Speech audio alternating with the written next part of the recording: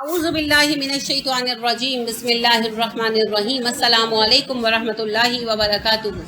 رمضان کریم آنے والا ہے تو اس کے لیے تیاری تبھی ہو سکے گی جب ہم اس کی اہمیت سمجھ پائیں گے۔ کل کی حدیثیں کچھ سمجھ آئیں؟ کل کے خطبے نبی صلی اللہ علیہ وسلم کے سمجھ آئے؟ کچھ دل پہ اترے؟ کچھ چینج فیل ہوا؟ چلیے آج ایک اور خطبہ سنتے ہیں، کیونکہ یہ 3 خطبے جو 2 کل سنے ایک آج سنیں گے، یہ ہم مانے ہیں، یعنی ان میں ایک جیسے فضائل بیان ہوئے قریباً۔ ان ابی مسعود الغفاری، ابو مسعود رضی اللہ عنہ جو ہیں بیان کرتے ہیں، یہ ابن مسعود نہیں ہے، یہ ابو مسعود، ٹھیک ہے؟ ابو مسعود غفاری ہیں اور ابن مسعود حذیلی ہیں۔ عبداللہ بن مسعود حذیلی ہیں اور ابو مسعود غفاری ہیں۔ وہ مسعود کے بیٹے تھے اور یہ مسعود کے ابا ہیں، 2 الگ الگ شخصیتیں، مکس نہیں کرنا، ٹھیک ہے؟ ابن مسعود ایک صحابی ہیں بھائی، اور ایک ابو مسعود صحابی ہیں۔ میں نے کوئی راکٹ سائنس تو نہیں سنا دی، ایک ابن مسعود ہے ایک ابو مسعود ہے، جو جن کا ہم اکثر ذکر کرتے ہیں، بہت کامن، وہ ابن مسعود ہے، اور یہ ابو مسعود ہے، یہ انصاری تھے، قبیلہ بنو غفار سے تھے۔ اور جو ابن مسعود ہے وہ مکہ میں تھے آپ کے پاس، پھر مدینہ ساتھ آئے، وہ قبیلہ بنو حذیل سے ہیں، ٹھیک ہے؟ 2 الگ الگ لوگ ہیں، مسعود سے کنفیوز نہیں ہونا، ایک ابن مسعود ہے اور ایک ابو مسعود ہے۔ چلیں تو یہ حدیث کون سنا رہے ہیں، ابن مسعود کے ابو مسعود؟ ابو مسعود سنا رہے ہیں۔ کہتے ہیں سمیت رسول اللہ صلی اللہ علیہ وسلم ذات یوم، ایک دن میں نے نبی صلی اللہ علیہ وسلم کو فرماتے ہوئے سنا، یعنی آپ خطبہ دے رہے تھے، میں نے سنا، وَأَحَلَّ رمضان، جبکہ رمضان آ چکا تھا، رمضان کے آنے کے بعد آپ صلی اللہ علیہ وسلم رمضان کے لیے ترغیب دے رہے تھے۔ فقالا، تو کہا آپ صلی اللہ علیہ وسلم نے، لو یعلم العباد ما رمضان، اگر لوگ یہ جانتے رمضان کیا ہے، لتمنت امتی ان یکون السنۃ کلھا، تو میری امت یہ آرزو کرتی کہ سارا سال رمضان باقی رہتا۔ سمجھ آئی؟ ہمیں تو ایک رمضان ہم کہتے ہیں ہائے رمضان مئی میں آ گیا، اوئے ہوئے ہوئے، کیونکہ ہمیں پتہ نہیں ہے ما رمضان۔ اللہ کے نبی صلی اللہ علیہ وسلم کہتے ہیں اگر اللہ کے بندے جان لے کہ رمضان کیا ہے، وہ آرزو کرے کہ رمضان سارا سال رہے۔ صحابہ کا ریاکشن چیک کریں۔ فقال رجل من خزاع، بنی خزاع میں سے ایک صحابی اٹھے، کہنے لگے یا نبی اللہ صلی اللہ علیہ وسلم، اے اللہ کے نبی صلی اللہ علیہ وسلم، حدثنا، ہمیں بتا دیجیے، یعنی شوق کم ہے تو بڑھا دیجیے۔ ہم کہتے نہیں کہ سانو پتہ ہے لیکن گرمی بڑی ہے، خاک پتہ ہے، اگر پتہ ہو تو کسی کو گرمی کا خیال نہ ہو، ہے نا؟ یعنی اب آپ مجھے بتائیں کہ احادیث کو سننے سے پہلے اور بعد کیفیت میں چینج آیا یا نہیں؟ ایمان کی بات کہنی ہے، کیونکہ اس وقت آپ اللہ کے ذکر کی محفل میں ہیں، اللہ کی نظروں میں کیفیت میں فرق آیا کہ نہیں آیا؟ نا نہیں، کیفیت میں فرق آیا نا۔ پہلے جو ایک ڈاواں ڈول ارادہ تھا، ڈر تھا، وہ ڈر گیا، اب ایک جذبہ پیدا ہوتا ہے نا، جذبہ ہی سب کچھ کراتا ہے۔ نہیں، ڈر ہوتا ہے، شیطان ڈراتا ہے، شیطان کہتا ہے اوہو گرمی میں رمضان آ رہا ہے، سر دکھے گا، اوہو پڑھاؤ گی کیسے، گلا دکھے گا، یہ چیزیں آتی ہیں، میرے بھی دل میں آتی ہیں، یہ نہیں کہ صرف آپ کے دل میں آتی، میرے بھی دل میں آتی ہیں کہ اس دفعہ تو بہت گرمی ہوگی اور موسم بھی جو ہے وہ پولینیشن کا ہے، تو میرا گلا، تو پھر اس وقت کیا کرنا چاہیے؟ اعوذ باللہ من الشیطان الرجیم، تو پھر شیطان کے وسوسے دفع ہوتے ہیں۔ تو جب ہم ان چیزوں کے فضائل پڑھتے ہیں نا تو پھر جذبہ ابھر کر آتا ہے، اور جذبہ سارے وسوسوں کو ڈبو دیتا ہے، ٹھیک ہے؟ اسی لیے آپ صلی اللہ علیہ وسلم بتاتے تھے۔ تو انہوں نے کہا حدثنا، اے نبی اللہ صلی اللہ علیہ وسلم، ہمیں بتا دیجئے۔ فقال، تو آپ نے بتایا، کیا بتایا؟ سنیے، ان الجنۃ لتزین لرمضان من راس الحول الی الحول، رمضان میں 1 سال سے اگلے سال تک کے لیے جنت آراستہ کر دی جاتی ہے، یعنی جنت کی رینوویشن کب ہوتی ہے؟ رمضان میں۔ تو جنت میں رمضان پورے سال کے لیے آراستہ کر دی جاتی ہے۔ فَإِذَا كَانَ أَوَّلُ يَوْمٍ مِّن رمضان، جب رمضان کا پہلا دن آتا ہے، حبت ریح من تحت العرش، تو اللہ کے عرش کے نیچے سے ایک ہوا چلتی ہے، پچھلی حدیث میں بھی پڑھا نا دونوں میں، فَصَفَّقَتْ وَرَقَ أَشْجَارِ الْجَنَّةِ، اور یہ جنت کے درختوں کے پتوں کو ہلاتی ہے، یعنی سرسراہٹ پیدا کرتی ہے، موسم کی چینج فیل ہوتی ہے۔ فَتَنظُرُ الْحُورُ الْعَيْنِ إِلَى ذَلِكَ، اس منظر کو حور العین دیکھتی ہے، ٹھیک ہے، فَيَقُلْنَا، اور وہ کہتی ہے، یا رب اجعل، اے میرے رب بنا دے، لنا ہمارے لیے، من عبادک فی ھذا الشہر ازواجا، اس مہینے میں اپنے سوالے بندوں میں سے ہمارے لیے شوہر منتخب کر لیں، تقر اعیننا بہم، ہماری آنکھیں ان سے ٹھنڈی ہوں، وتقر اعینہم بنا، اور ان کی آنکھیں ہم سے ٹھنڈی، ٹھیک ہے۔ اب عورتوں کو کیا ملے گا پھر؟ کوشچن ہونا چاہیے نا، نہیں جی سب کچھ وہی ملے گا، پورے عین کے ساتھ آپ دوست کی حیثیت سے رہیں گے، شادیاں نہیں ہوں گی، شادیاں مرد عورت کی ہوتی ہیں نا، تو عورتوں کو ساتھ ملیں گے، ٹھیک ہے، بحیثیت خادمہ۔ آپ بھول نہیں گئے اگر تو آپ کو یاد ہونا چاہیے کہ رسول اکرم صلی اللہ علیہ وسلم نے فرمایا، آپ سے پوچھا گیا کہ حوریں افضل ہوں گی یا اولاد آدم سے بیٹیاں، آپ نے فرمایا آدم کی بیٹیاں، کیونکہ جنت انہوں نے اپنی محنت سے حاصل کی، تو جو انعام ابھی بیان ہونے والا ہے وہ مرد عورت دونوں کو ملے گا، ٹھیک ہے۔ اب حور عین مردوں کے لیے بیویاں اور عورتوں کے لیے سہیلیاں اور ساتھی، ٹھیک ہے، مردوں کے لیے بیویاں نا۔ فی خیمتی من درۃ، یہ حور عین موتیوں کے خیموں میں رہتی ہیں، کما قال اللہ عز وجل، جیسا کہ اللہ عز و جل نے ارشاد فرمایا، آپ باہر چلی جائیں، آپ باہر تشریف لے جائیں۔ حور مقصورات فی الخیام، وہ حوریں جو خیموں میں محفوظ ہیں، کس صورت میں آیا ہے؟ سورہ رحمان میں۔ تو اللہ کے نبی صلی اللہ علیہ وسلم نے فرمایا حور عین وہ حوریں ہیں جو موتیوں کے بنے خیموں میں رہتی ہیں، ٹھیک ہے۔ تو مردوں کو یہ بطور بیویاں ملیں گی روزہ داروں کے لیے، جیسا کہ بھی آپ پڑھیں گے۔ عورتوں کے لیے بھی سیم انعامات ہیں، کوئی چینج نہیں ہے، تو عورتوں کو یہی سب انعامات ملیں گے، اور حور عین ان کی مددگار بن کر رہیں گی، ان کی دوست اور ساتھی بن کر رہیں گی۔ علی کل امرأۃ منہن سبعون حلۃ لیس منہا حلۃ علی لون الاخری، ہر عورت کے لیے 70 لباس ہوں گے، اور کوئی لباس دوسرے لباس جیسا نہیں ہوگا۔ اب یاد آیا، ہر جنتی عورت 70 لباس پہنے گی۔ وَيُوتَى 70 لَوْنًا مِنَ الطَّيْبِ لَيْسَ مِنْهُ لَوْنٌ عَلَى رِيحِ الْآخِرِ، اور سب کو آراستگی کے لیے 70 اقسام کے سامان دیے جائیں گے، اور کوئی ایک دوسرے سے میچ نہیں کرے گا۔ کاسمیٹکس، زیورات، یہ جو ملیں گے تیاری کے لیے 70 ٹائپس کے ہوں گے، 70 کٹس کہہ لیں آپ، اور ہر ایک دوسرے سے ڈفرینٹ ہوں گے۔ اب یہ سارے انعامات عورتوں کے لیے خصوصیت سے آ رہے ہیں نا، تو یہ نہیں کہنا کہ وہ ایک حور عین آ گئی تو مردوں کے لیے جنت، عورتوں کے لیے کیا، بڑا کچھ یہ سب آپ کے لیے ہے۔ نہیں جی حور آپ جی غلط فہمی ہے آپ کی، آپ کو پتا ہے کہ شادیاں اصل میں ہر مرد کی دو اولاد آدم میں سے عورتوں سے ہوں گی، ہے نا، تو حور عین حوریں جو ہیں اصل میں جنت کی وہ ساتھی ہیں جو عورتوں کو بھی ملیں گی اور مردوں کو بھی ملیں گی۔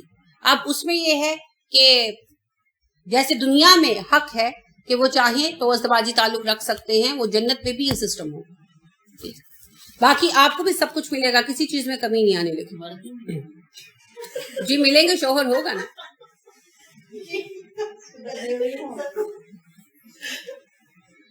نہیں اس میں مذاق کی کوئی بات نہیں ہے، بالکل ہر عورت کی میں آپ کو پہلے بتا چکی ہوں، نبی کریم صلی اللہ علیہ وسلم نے ارشاد فرمایا ہر عورت مرد جو ہے جنتی، اس کی 2 عورتوں سے شادیاں ہوں گی جو اولاد آدم سے ہوں گی۔ تو ام سلمہ رضی اللہ تعالیٰ عنہ نے سوال کیا کہ اللہ کے نبی صلی اللہ علیہ وسلم، بعض ایسی خواتین ہیں ہم میں سے جن کی ایک سے زیادہ شوہروں سے شادیاں ہوئیں وقتاً فوقتاً، تو ان کا کیا ہوگا؟ آپ صلی اللہ علیہ وسلم نے فرمایا وہ جس کے ساتھ رہنا چاہیں گی اللہ انہی کے ساتھ ان کا نکاح کرے گا، اور عورتیں اسی کو منتخب کریں گی جو اخلاق میں زیادہ اچھا ہو۔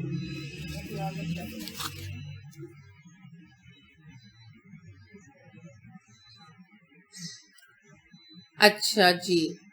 لکل امراتن ہر عورت کے لیے منہن ان میں سے 70,000 وصیفتن ہر ایک عورت کے لیے 70,000 کنیزیں ہوں گی خادمائیں ہوں گی لحاجتہا ان کے کاموں کے لیے ان کی ضروریات کے لیے. و70,000 وصیفن ما اکل وصیفن صفۃ من ذہب فیہا. اب میرا گلا تھوڑا سا تنگ کر رہا ہے. خیر اور ہر عورت کے لیے 70,000 غلام بھی ہوں گے. تسلی ہو گئی. 70,000 غلام بھی ہوں گے جن میں سے ہر غلام کے پاس سونے کا ایک تھال ہوگا. فیہا لون طعام یجد لآخری لقمۃ منہا لذۃ لم یجدہ لأولہ جس میں ایسا کھانا ہوگا کہ اس کے پہلے لقمے سے آخری لقمے تک ہر نوالے کا ٹیسٹ پہلے سے ڈیفرنٹ ہوگا اور کوئی لقمہ پہلے لقمے جیسا سیم نہیں ہوگا.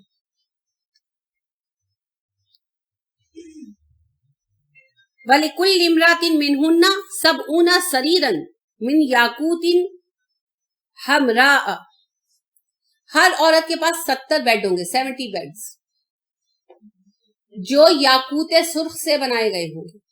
عَلَى كُلِّ سَرِيرٍ 70 فِرَاشًا ہر بیڈ اتنا بڑا ہوگا کہ اس پر 70 بستر ہوں گے. بِطْوَائِنُهَا مِنْ إِسْتَبْرَقٍ اور ان بستروں کے اندرونی کورز ہم رف بناتے ہیں. اندرونی کور جب ہم گدے بناتے ہیں سیٹس بناتے ہیں تو اندرونی کور پہ گھٹیا کپڑا چڑھاتے ہیں نا اور اوپر اچھا چڑھاتے ہیں لیکن وہاں کوالٹی کا یہ عالم ہوگا کہ بِطْوَائِنُهَا مِنْ إِسْتَبْرَقٍ اندرونی کور بھی ریشم کے ہوں. فَوْقَ كُلِّ فِرَاشٍ 70 أَرِيكَةً اور ہر فرش اتنا بڑا ہوگا کہ اس پر 70 تکیے ہوں گے. اس سے آپ وسعت کا اندازہ کر سکتے ہیں اس جگہ کی جہاں پر رہائش ہوگی. وَيُؤْتَى زَوْجُهَا مِثْلَ ذَلِكَ عَلَى سَرِيرٍ مِّن يَاقُوتِ أَحْمَرٍ مُوَشَّحٍ بِالدُّرِّ عَلَيْهِ اور اس کے ساتھی کو بھی وہی کچھ ملے گا. یعنی اگر اور خاص طور پر ذکر عورت کا آیا ہے تو مردوں کو بھی یہ سب انعامات ملیں گے اور اگر مرد چنا گیا ہے تو اس کے ساتھ جو عورت ہوگی اسے بھی یہ سب انعامات ملیں گے. اور یاقوت سرخ یاقوت کے بیڈ بنے ہوں گے جن میں موتی جڑے ہوئے ہوں گے موتیوں سے ڈیکوریٹ کیا گیا ہو. سواران من ذهب حاذا اور ان کے پاس سونے کے کنگن ہوں گے. بكل يوم صامه من رمضان یہ رمضان کے دنوں میں روزہ رکھنے کا اجر ہے. سوا ما عمل من الحسنات اور جو دوسری نیکی ان دنوں میں کی جائیں ان کا اجر اس کے سوا. رواہ ابن خزیمہ اسے ابن خزیمہ نے بیان کیا ابن حبان اور اسے ابن حبان نے بیان کیا. جی بتائیں کسے چاہیے یہ بیڈ؟ سب کو چاہیے. تو پھر غیر سنجیدہ ہونے کی بجائے سنجیدگی کے ساتھ رمضان کے روزوں کی فکر کریں. یہی بیان عبد الرحمن بن عوف بھی کرتے ہیں. وہ کہتے ہیں کہ رسول اکرم صلی اللہ علیہ وسلم نے ذکر رمضان یفضلہ علی الشہور دوسرے مہینوں پر رمضان کی فضیلت ذکر کی اور کہا من قام رمضان ایمانا و احتسابا جو رمضان میں ایمان اور احتساب کے ساتھ کھڑا ہوا خرج من ذنوبہ تو وہ اپنے گناہوں سے پاک ہو جاتا ہے کیومی ولدتہ امہ اس دن کی طرح جب وہ پیدا ہوا تھا. رواہ نسائی اسے نسائی نے روایت کیا. ابو ہریرہ سے بھی یہ روایت آتی ہے اور اس روایت میں اتنا اضافہ ہے ان اللہ فرض صیام رمضان بے شک اللہ نے رمضان کے روزے فرض کر دیے. وسننت لکم قیامہ اور اس کا قیام سنت ہے مسنون ہے.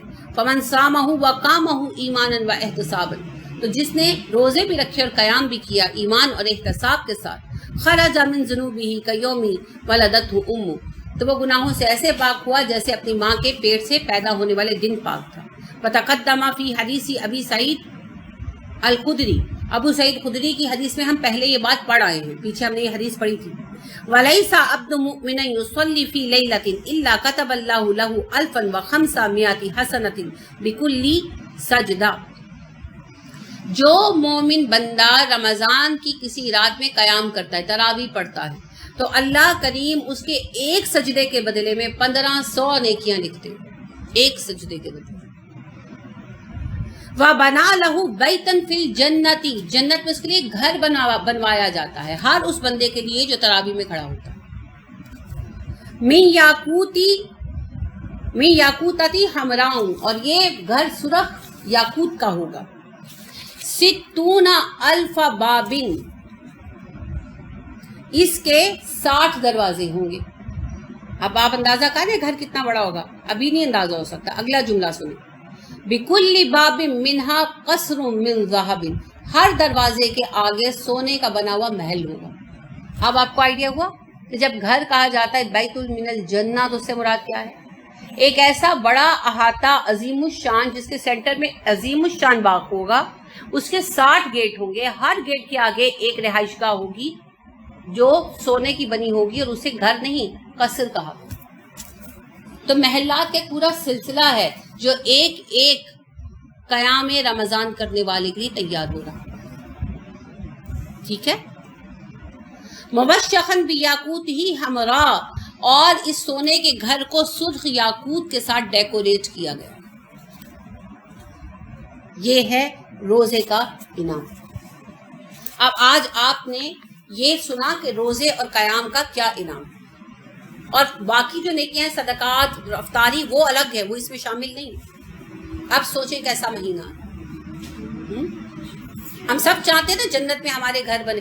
بھئی جنت میں گھر ہوگا تو جائیں گے. اگر آپ کسی سوسائٹی میں گھر خرید لیتے تو پھر آپ جب چاہیں وہاں جا سکتے ہیں، رائٹ.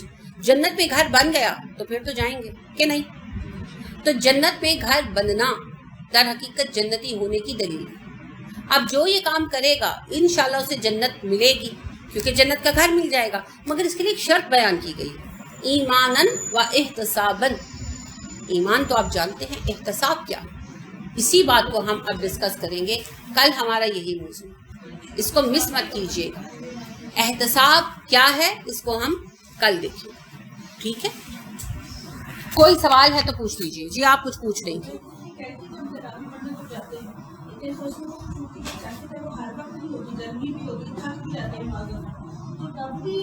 جی تب بھی وہی ایمان اور احتساب باقی رہنا چاہیے. ٹھیک ہے. یہ کہیں نہیں لکھا کہ مومن تھکتا نہیں ہے. لہٰذا وہ صحابی یاد ہیں جنہوں نے نماز پڑھا رہے تھے امام، اور انہوں نے سورہ بقرہ شروع کر دی تو انہوں نے نماز توڑ دی. تو بعد ازاں انہوں نے کہا یہ منافق ہیں. تو انہوں نے آپ صلی اللہ علیہ وسلم سے آ کر بات کی کہ میں اونٹ چراتا ہوں، بہت تھکا ہوا ہوتا ہوں. انہوں نے سورہ بقرہ شروع کر دی تو میں نے علیحدہ نماز پڑھ لی توڑ کر. تو انہوں نے میرے بارے میں یہ کہا تو آپ صلی اللہ علیہ وسلم نے ڈانٹا انہیں، ہے نا. تو تھکنا قدرتی بات ہے. آپ صلی اللہ علیہ وسلم نے خود کہا کہ میں نماز پڑھانے کھڑا ہوتا ہوں، سوچتا ہوں کہ آج لمبی قرات کروں گا، مگر کوئی بچہ روتا ہے تو مجھے خیال آ جاتا ہے کہ اس کی ماں کو تکلیف ہو رہی ہوگی اور میں نماز مختصر کر دیتا ہوں. تو یہ بات نہیں کہ مومن کو جو ہے وہ سٹون ہارٹیڈ ہوتا ہے یا وہ سپر مین ہوتا ہے. نہیں، مومن تھکتا بھی ہے، سب کچھ ہوتا ہے، لیکن کھڑے ہیں، پھر بھی کھڑے ہیں، اپنا کام پورا کر رہے ہیں، اور ایمان اور احتساب ساتھ ساتھ. اب یہ ایمان اور احتساب یہ بڑی اہم ٹرم ہے، اور یہ ہم کل کچھ احادیث دیکھیں گے، پھر آپ کو سمجھ آئے گی کہ ان ٹرمز کی بڑی اہمیت ہے. تو ہم ان کو سمجھیں گے تاکہ ہمارے اعمال ہمارے لیے نفع بخش. ابھی ہم ان کو پڑھ رہے ہیں اور سمجھ رہے ہیں. انشاءاللہ رمضان کے دورہ قرآن میں ہم وقتاً یہ ریوائیو بھی کرتے رہیں گے.